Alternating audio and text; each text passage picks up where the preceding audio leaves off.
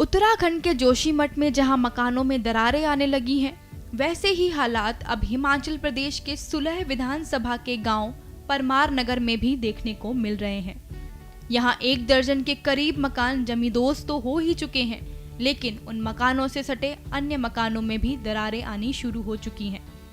वहीं जमीन पर भी करीब 3 किलोमीटर तक गहरी दरारें पड़ चुकी हैं, जिससे कई मकानों व खेती युक्त जमीन पर भूस्खलन का खतरा मंडरा रहा है।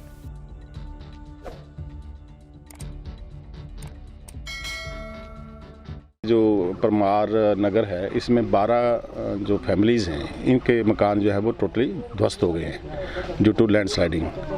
और 12 के लिए हमने यहाँ पे जो हमारा प्राइवेट स्कूल है, इसमें इंतज़ाम किया। 3 कमरे हैं, साथ में हमने टेंट जो है वो लगाए जा रहे हैं और रोटी का इंतज़ाम भी किया जा रहा है, 3 टाइम की रोटी का। और ड्यूटी लगा दी है सारे IPH और बिजली बोर्ड, सभी अपनी अपनी व्यवस्था जो है वो यहाँ पे देखेंगे।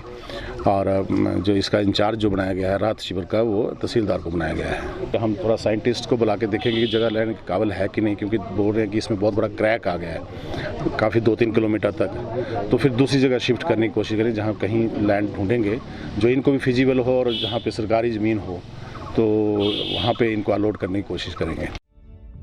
वर्तमान में यहाँ हालात जोशीमठ जैसे बन चुके हैं। कई घरों को प्रशासन ने एहतियात के तौर पर खाली करवा दिया है।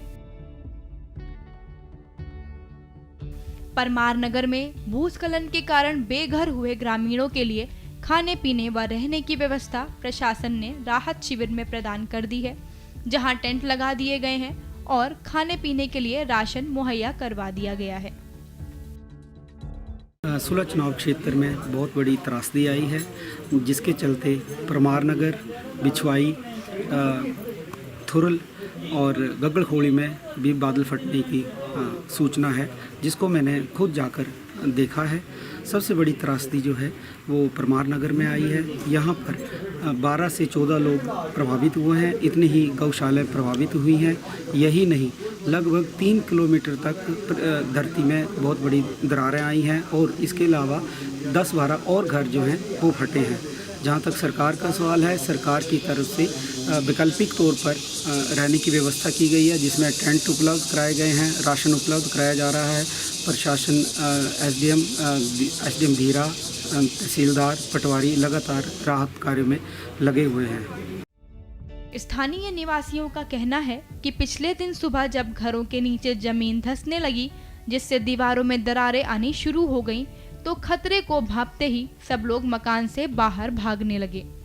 अचानक घरों के दरवाजे व खिड़कियां खुद ही बंद हो गईं, जिससे उन्हें घर के अंदर रखा सामान निकालने का भी मौका नहीं मिल सका और पलक झपकते ही आसपास के करीब 12 मकान जमींदोज हो गए।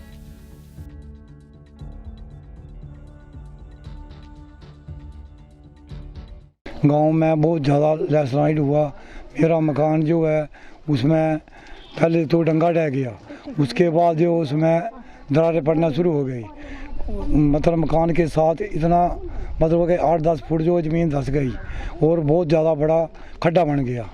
उसके साथ साथ मकाने में दरारें पड़ने लगी कम से कम 11-12 बजे के बीच में। मकान जो है, एक कच्चा मकान था मेरा, एक 2 मंजिला मकान था, स्टोरी थी। उसमें पहले तो कच्चा ढह गया, उसके बाद जो पक्का था मकान, हम घर में ही मौजूद थे, वहाँ पर पूरा पक्का मकान जो है वो उसमें भी दरारें पड़ गई। पक्का मकान जो है उसमें दरवाजे थे वो लॉक हो गए, ताकि हम कुछ भी सामान जो है वहाँ से अंदर से नहीं निकाल सके।